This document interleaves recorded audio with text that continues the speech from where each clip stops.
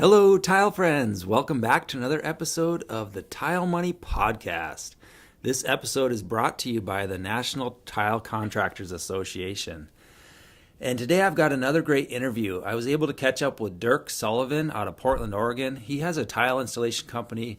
Maybe you've heard of it, Hawthorne Tile. He's a five-star tile contractor with the NTCA, and he specializes in high-end residential custom tile work. In fact, he had won 2 awards for design and installation there that week. So I'm really excited to present this audio and this interview for you. I know you're going to really benefit from it. And don't forget, friends, at the end, there's a Tile Money tip with Ron Nash, and that's sponsored by Ladycrete International, of course. And this is actually a 2-part tip. It's a series of tips, I should say. This is part 6A. I split 6 into 2 parts. So this is 6A, and the very next episode will be 6B. So anyways, friends, I hope you're having a great week and a profitable business week. And keep reaching out to me. I'm enjoying getting to know you. Until then, take care. How are you, Dirk? I'm good, buddy. You enjoying the show? I am having a great time. Good. So my audience really wants to dive into your business because you're out of Portland, Oregon. That's Yes, right? sir. Yep. And you've got a great thing going on there. So we want to learn about that. But before we do, what are your hobbies? I've been playing guitar since high school. Okay. And once I discovered it, I decided that's all I wanted to do. So I went to college and studied music. And in college, I met 3 other dudes that had the same passion as me. We got together, started writing songs, and in the early 90s, signed a record deal with Interscope Records, released a record, did the whole thing, in early 90s thing. I mean, Pacific Northwest was blowing up during that point in time. Yeah. You know, we were playing shows with the guys from Alice in Chains and at the time Mother Love Bone, which became Pearl Jam, and Wow. there was a lot of stuff going on. There's a lot of synergy in the area. It was awesome. I mean, it was a really crazy cool time to be a musician. It really was. It sounds like it. And we got a small piece of that. We had an opportunity. It didn't work out the way we had hoped, but it's kind of it's one of those things. It's like you never know if you're going to have the right flavor at the right time. Yeah. And so, but I still play music to this day, and I adore it. That's awesome. Yeah. And you're in 2 or 3 bands, you said? I'm in 2 bands right now. 2 bands. Yeah. Okay. Yeah. So that's awesome. Yep. So and I probably play guitar at least an hour a day. And most of it's just sitting and noodling while I'm watching TV or something like that. Yeah. But, So you're a Northwest native? Is that what I heard? Yeah. I was born in Portland, grew up south of Portland, and then ended up moving back. Very cool. Nice. Thank you for sharing. What does your business look like today? How many employees? What kind of work do you specialize in? We have in the range of 20. It's there's an organic number that kind of happens between 18, 19, and 21 employees, depending on, we might hire and we may lose somebody, but that's really about it. But right now, there's 8 crews, 2 project managers, myself. I sell, but I'm one of the salespeople still. Okay. And I'll usually see a job through from.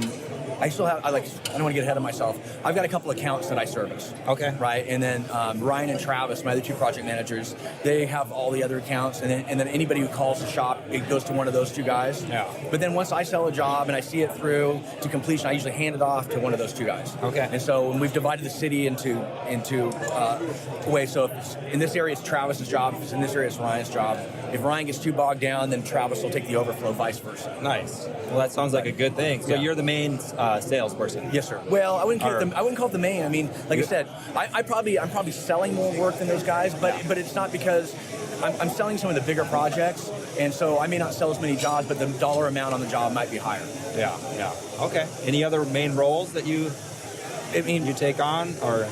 I'm here at Coverings, right? Yeah. So and I'm really invested in the National Tile Contractors Association. So with that, my role ends up involving a lot of other stuff that kind of outside of our business that I think directly influences our business. Yeah. I think an interesting question I just thought of was when it comes to hiring project managers or saying you're going to be a project manager, can you take us through the steps? Like, once you're growing, maybe you can manage and sell 3, 4, 5 employees. At what point did you say, I need to step away from the managing, I need a project manager? That was actually a really, it's not a simple answer. What I'll do is I'll take you back about 7 years. Okay. About 7 years ago, I think I was running, I can't remember how many installers we had in the field. Like maybe 4 or 5 installers in the field, a couple helpers that were becoming apprentices. Okay. This is like 8 years ago. Yeah. And I was bursting at the seams. I mean, I was getting pulled in every direction. I'd be dealing with a job problem here, setting up a job, material didn't come in right. I mean, we were overbooked by 2 projects. And I was just getting pulled in too many directions. Yeah. My fear about hiring somebody was always like, I don't think I can afford that person. But and then all of a sudden it clicked. It's like, you know what? If of course I can afford to bring somebody on, because they're going to alleviate pressures for me, allow me to sell more jobs, and as well they'll be able to sell jobs. And in this case, I started interviewing with a couple friends in the industry, like that own their own businesses, saying, hey, maybe you want to hang up your stuff and come over here. And a couple of people were like, yeah, that sounds great. Okay. And I had to weigh out who might be the best fit. Yeah. I was having lunch with my buddy Sean Parker, who now works for Schluter. He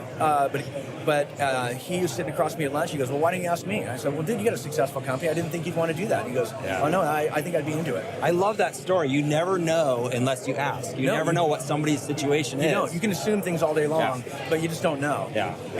And so what ended up happening was Sean came to work for us. He brought his main installer, who's now he is probably... You got 2 for 1. Yeah, we did. We had a great installer. We brought Sean, who also brought a book of business with him. Yeah. So he didn't miss a beat. He came to work with us, same book of business. We were able to grow. We hired a little bit more from there. Okay. The installer he brought with him, Vladimir Blashishin.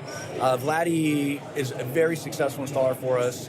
He ended up taking a CTI and becoming CTI number 1,000. Yeah. There's a bit of a celebration. Yeah. Scott Crothers brought him to coverings when it was in Las Vegas like 6 years ago. Mm-hmm. And he took the ACT there.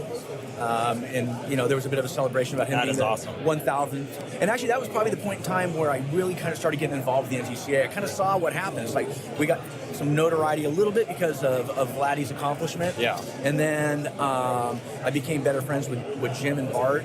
I started seeing, it's like, oh my God, everybody here is accessible. I met, at the time, I met Niall, who was the president, and James, who was the first vice president. Yeah. And I realized how accessible these guys were and how much knowledge they had. Yeah. And, we were talking just like you and I are talking here. Yeah. They openly told me about their businesses and what they were doing and how they worked their margins. And I was like, oh my God, I've been missing out on a lot. I really have. And from that point on, I just dove in. That's awesome. Yeah. And now you're really more involved within the NTCA. Absolutely, yeah. And is that a volunteer position? Yes. And what is that? Yeah. It started out, I became kind of an ambassador for the area, so it gave me a chance to get out and talk to other people about the benefits of membership and what membership of the NTCA can do to improve your business. Yeah. If you're willing to see it and you're willing to basically get involved. Yeah. And then I got involved in the technical committee. They asked me to join the technical committee, which was an incredible honor. And then as well, I joined the education committee and then the membership committee. And so I just got involved. Okay. And then from there, the guy who was our regional director, Region 9, which is Alaska, Washington, Oregon, Idaho, Montana, Nevada. He termed out, and they asked me if I would do it, and I'm on my second term doing that now. Yeah. Nice. Yeah. Well, that's a huge investment of time, right? Yeah. Obviously, you're seeing a return on that investment? I think I am. Okay. Well, I feel... I shouldn't say... I don't think it's something you can actually quantify with sales. Okay. But I think you can quantify it with how I feel, how my staff feels, and what I've learned along the way and what I can bring back. Every time I come to one of these things, I bring something back. Even if it's a tiny little nugget, something like, okay, everybody, listen to this, and we can look at a process we have and make some subtle changes to a process. I love it. That's perfect. Now, what kind of obstacles are you experiencing right now within the company? Is things going pretty smooth? I mean, we're in a boom economy. Yeah, but I think that anytime your company is scaling, I mean, whether it scales up or down, whatever, you have to make changes, right? And about 3 years ago, I kind of had this idea. I knew I needed to, 5 years ago, I knew I needed to buy a building. We needed to move. Our little office was too small. We were outgrowing it. Okay. And so I realized we need to end up somewhere else. So I started looking. I finally found a property that worked for us. I purchased it. It took about a year and a half to get it ready for us to move into. We moved in, but now we have all this additional overhead, and we grew. Now we have extra space. There's more that we can do. Yeah. We ended up, my office manager Laura, who's like one of my best friends. She's my sister-in-law. She's married to my wife's brother. Yeah. She's been my office manager for like 15 years. I could see she was getting pulled. Same thing was happening to her that happened to me. Yeah. So we realized we needed to bring somebody on to basically help her. So we brought on another friend of ours, Jane, who's amazing, and then that alleviated some of Laura's issues. I shouldn't call it issues, just pressure that was on her. Yeah. And then we had this little showroom. Other things were happening, so we had to scale again, where we needed somebody to handle our purchasing. Yeah. And so we brought in a good friend of mine, Jeff, who had been manager of American Olean. Yeah. And so right now we have a massive amount of overhead. Okay. Yeah. So all these things, and everybody in the office is busy. Trying to really understand our overhead isn't as simple as it might sound. Right. Okay. You can look at these things. You can say, okay, out of our sales, you can put project managers. You can put any office staff. You can put any office expense. All these things into this pile, and that becomes your overhead, right? Yeah, exactly. And you have to have sales to support it. Yeah. But it's really a living, breathing organism, because your sales really drive that percentage. And I wish I could say I understood it. I'm constantly trying to understand it. Yeah. And trying to keep our hands on it and trying to adjust our markup on things to accommodate for specific things. Yeah. I would love to get to a point where I could add, because right now the truth is, we're really expensive. Yeah. We're not. I think we're easy to do business with. We're the right choice to do business with, but we are very expensive. Yeah. And it can't be any other way. I mean, I can't make it. I can't make it cheaper. Yeah. I can't. But what I figured we could do, if we can add a couple more employees, a couple more installers, then I think that we can drop our prices a little bit. Very cool. Maintain our margins, and that's where I hope to go. I don't want to grow, but I want to get to the point where we can do the work we do reasonably. I'm curious, how many installers and helpers do you have in the field?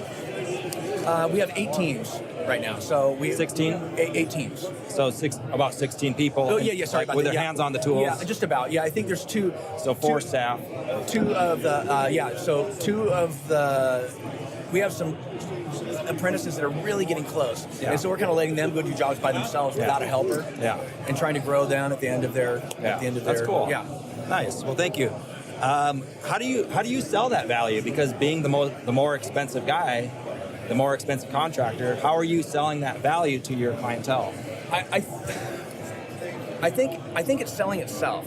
Yeah. I really do, and I feel like that we really try to understand our customers' expectations, especially our long-term customers, our builders. Yeah. We really want to have our hands on the jobs. We want to understand the expectations so we can ultimately exceed them. Like I was saying yesterday when we were talking, and that's really what it is. And you always want to kind of, we just want to make it as easy as possible to do business with us. Okay. That's really what it is. Very nice. Yeah. Very nice. So it's nothing. I don't think it's anything we can specifically sell or spell out or apologize. So we were for. talking about communication, and that's going to ease up relationships. Exactly. Ease the burden off the contractor or architect or designer. Yep. Stuff like that. What advice, if you could go back in time, what advice would you give your younger self?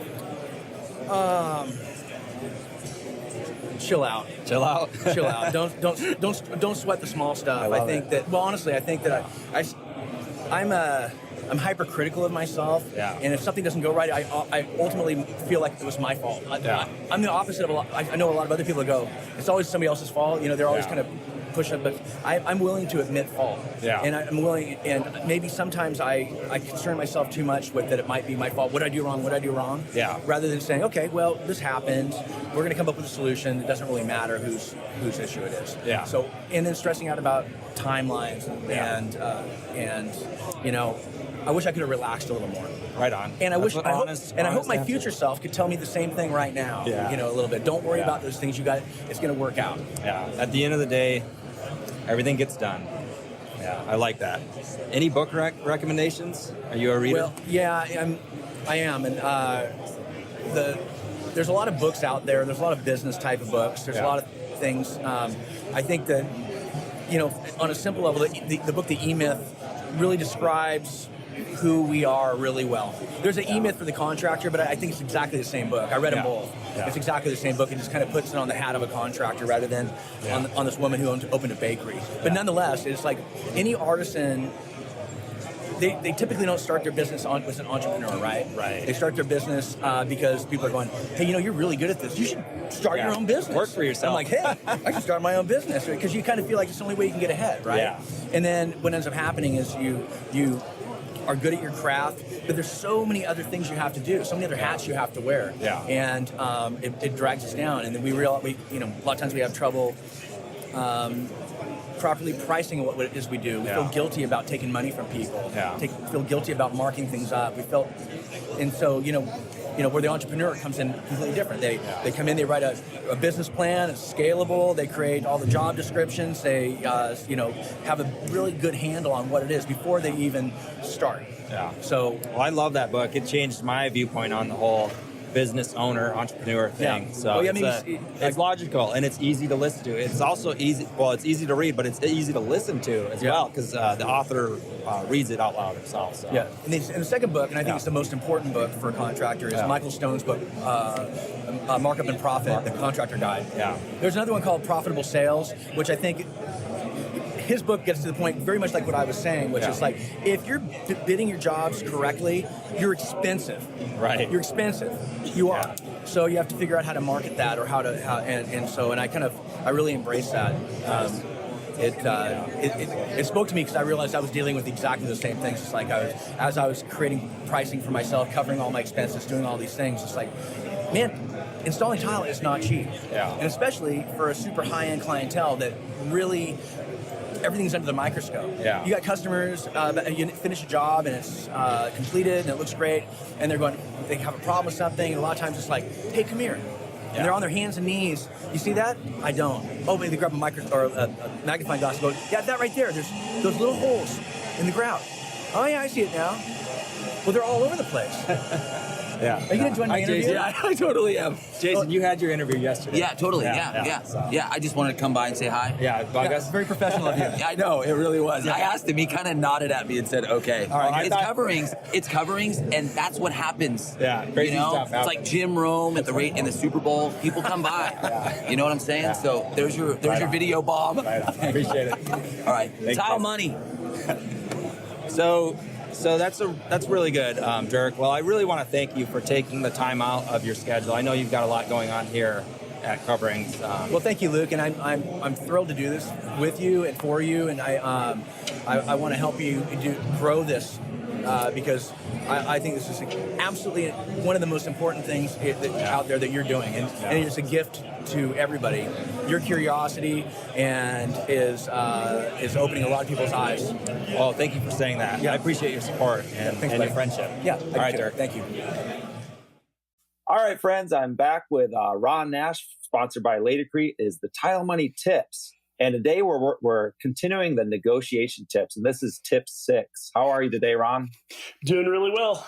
I did spend the night in an airport last night, but other than that, I'm doing okay. Well, we appreciate your being here today. So what do you have for us today? What is tip 6? Okay, tip 6, we're going to talk about information gathering. And if you were in my training and we were doing this face-to-face, I have little sayings that I do all the time. And this is my statement that I tell people all the time. Dumb is smart and smart is dumb. Okay. Okay. What do you mean? You're going to have to explain that. Okay, when you're negotiating with someone, a lot of times people want to be the smartest guy in the room, right? And they want to just like sort of show up and wow them with all the knowledge that you have. Okay, yeah. Which, is a really tempting thing, especially if you're a contractor who's put a lot of time and effort into training and all those things, which is great. There's nothing wrong with being really, really smart. Right. But there is something wrong when you're so smart that you stop asking questions, right? And when making a deal with a customer, the biggest thing that you can get is information from them that will help you craft a solution for them that will be frictionless and will be better long-term, right? So you got to think about negotiation as a long-term process in every single deal. And I have an acronym called BRT.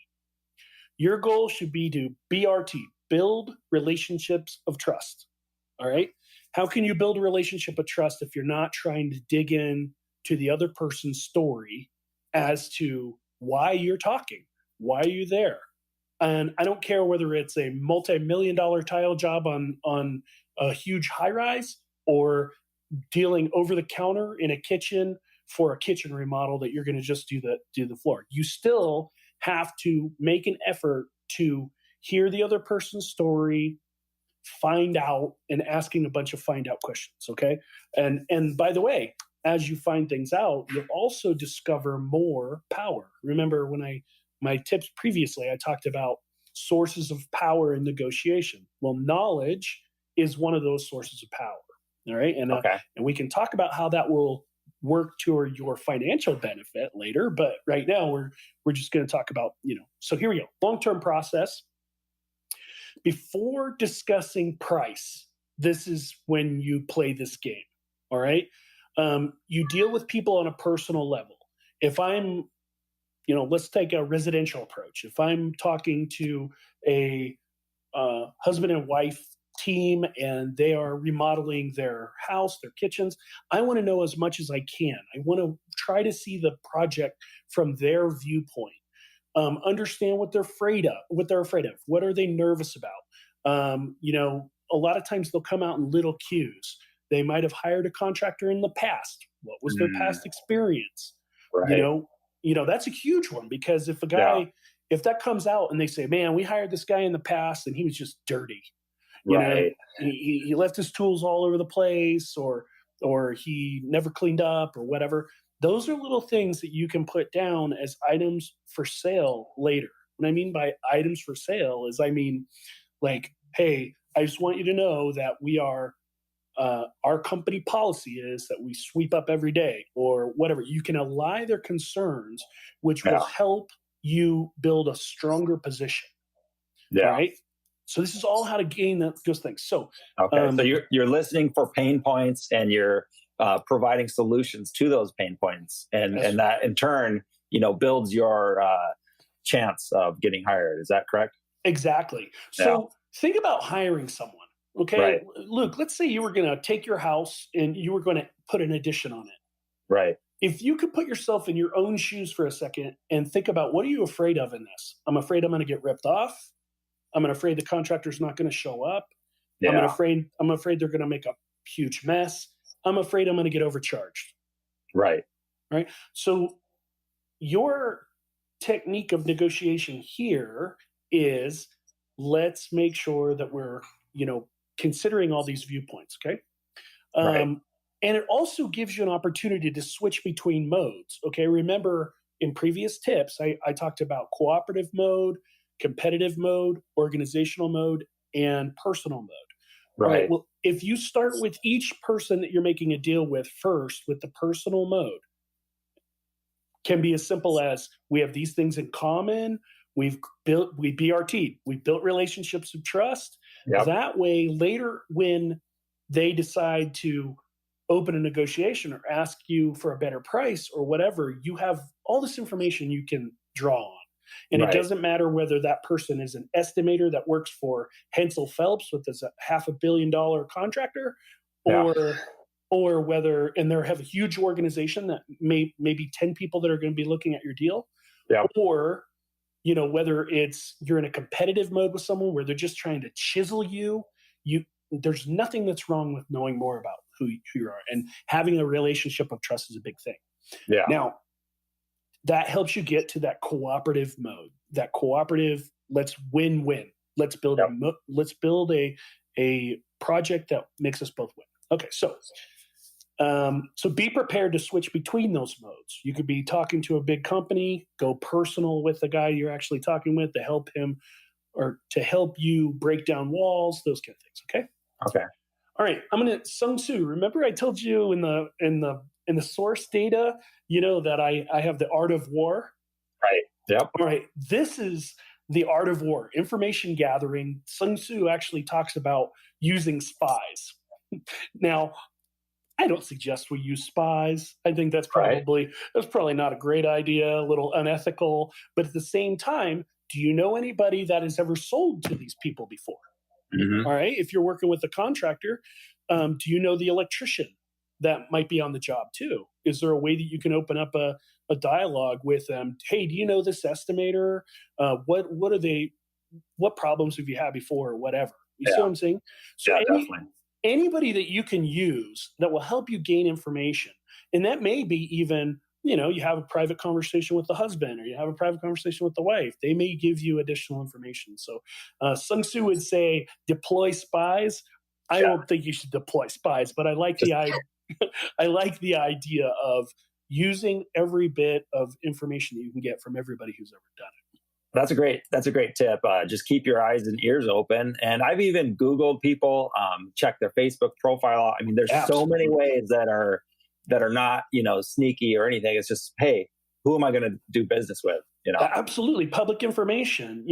You can build relationships of trust by understanding what struggles that person has gone through before. If let's say I took that electrician conversation and he said, well, yeah, I've been working with this general contractor for 20 years. And, boy, I tell you, we had a really bad project and he got burnt by a tile contractor. Man, that's a massive little bit of information because you could then with your proposal, make sure that you address things that set you apart from that last negative experience. Right. There's nothing unethical about that. That's just good selling. That's just good understanding of your customers. So good practices. Yeah. Good practices. Yep. Okay. So the next little bit in the outline here is what are their needs and pressures? Okay. Needs and pressures are really interesting. So for example, I used that Christmas idea in previous tips. Okay. Right. I think it's a great example. So we're going to be hosting our whole family. They're going to be coming back, but we have to get this job done by, no later than Thanksgiving because we have guests all the way through. That is critical information that you need to know because that may put extra pressure on yourself. You may actually have to raise your prices so that you can hire more people in order to achieve the goals that they have. So if you're building relationships of trust and you're discovering the needs and pressures, rather than just taking every project and treating them all the same, which is tempting, super tempting to do. But if you do that, you're missing major opportunities. And also you could come off a hero. Right. You could say, you know what? I know that you guys, I've listened to you and you said, you need to have this project done by this date. Now, understand, if I'm going to do that, I'm going to have to realign my schedule and I may have to deploy more people in order to make it happen. Yeah. So giving them a foreshadowing that, we're going to have to add little cost to this. Yeah. That way it's not a surprise later when you're on the job and you're behind a little bit and you've got to go work some overtime, which costs you money. Yeah. In this way, that information gathering has helped you not waste money. Okay? Yeah, I can see that for sure. All right. So when I think about these things, I also think about bargaining power. Okay. Bargaining power goes back to one of my previous tips where we talked about the iceberg theory, right? On the top, the top of the iceberg is just simple what everybody sees, that they're going to buy something from you, a good product or service. Okay. Yeah. And people think, oh, it's all only about that. But in actuality, more than 70 or even 80% of the choices have nothing to do with price, the good, or the service. Most of them are the things that were below the water, the unspoken things. We talked about that. So what are the unspoken things? I've taken the liberty of just making 5 of the ones that came to the top of my mind. Okay, so 5 unspoken things that people worry about.